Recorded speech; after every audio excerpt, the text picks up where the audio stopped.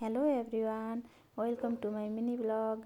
आज हजुरहरूलाई कस्तो छ, सन्चै हुनुहुन्छ होला भन्ने आशा गरेकी छु। म चाहिँ यसो बजारतिर गएर तामा लिएर आएँ गाइज। मैले आज चाहिँ हजुरहरू चाहिँ यसलाई के भन्नुहुन्छ, हामी चाहिँ तामा भन्छौँ।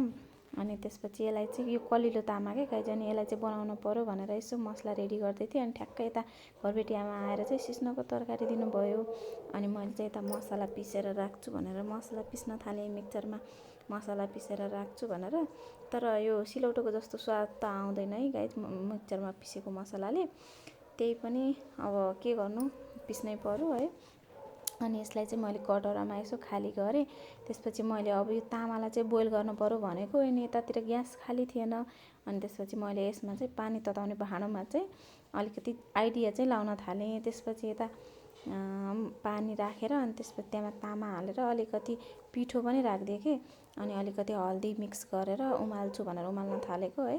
अनि उमाल्न थालेँ। त्यसपछि चाहिँ अब मैले यतातिर अरू के रेडी गर्न थाल्छु एकछिनमा फेरि।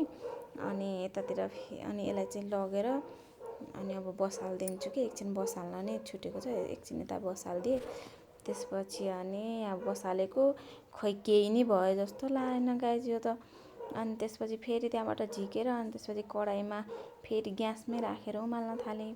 अनि ग्यासमा राखेर एकछिन उमालेँ। अनि अलि बेरसम्म उमालेको त त्यसपछि अलिअलि उम्लिन थाल्यो। त्यसपछि मैले चाहिँ अनि त्यसबाट अनि त्यो उता उम्लिँदै थियो कि। अनि पछि मैले यतातिर चाहिँ प्याज टमाटर सबै काटेर रेडी बनाएँ। त्यसपछि चाहिँ यतातिर कराईमा मैले तेल हालेर त्यो तामा चाहिँ उम्लिसकेको थियो नि त, उतातिर राखेँ। अनि त्यसलाई चाहिँ फेरि तातो पानी थियो, तातो पानीलाई अलिकति त्यसमा हालेर पानी खनाएर चाहिँ चिसो पानीले पखाल्न पऱ्यो भनेर पखाल्न थालेँ। अनि त्यसपछि पखालिसकेपछि यता तेल पनि तातिसकेको थियो। अनि यतातिर प्याज फ्राई गर्न थालेँ। प्याज ब्राउन भइसकेपछि मसलाहरू हालेँ। मैले मसलाहरू हालिसकेपछि चाहिँ चलाउन थालेँ।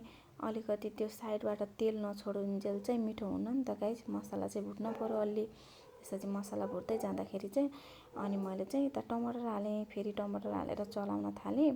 अनि टमाटर चलाउन थालेपछि चाहिँ एकछिन अब टमाटर पनि पाक्न दिनु पऱ्यो नि त। त्यसपछि अलिकति त्यो स्वादअनुसार नुनहरू यसो हाल्न थालेँ। नुनहरू हालिसकेपछि चाहिँ फेरि मैले उमालेको तामालाई चाहिँ टक्क पारेर त्यसमा कराईमा हालेँ। कराईमा हालिसकेपछि यसो अब चलाउँछु।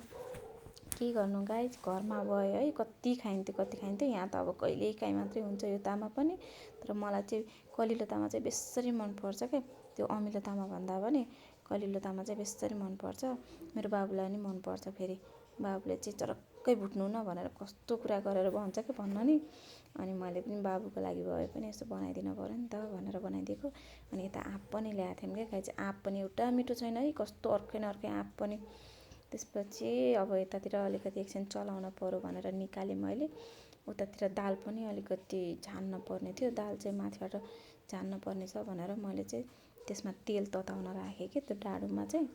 अनि यता पनिरले चाहिँ यता चलाउन थालेँ म। अनि चलाइसकेपछि यता पाकिसकेर रेडी भयो हाम्रो तामा चाहिँ। अनि त्यसपछि अब हामी चाहिँ खाना खानको लागि रेडी हुन्छौँ। हुन्छ, आजलाई यति नै, बाइ बाइ।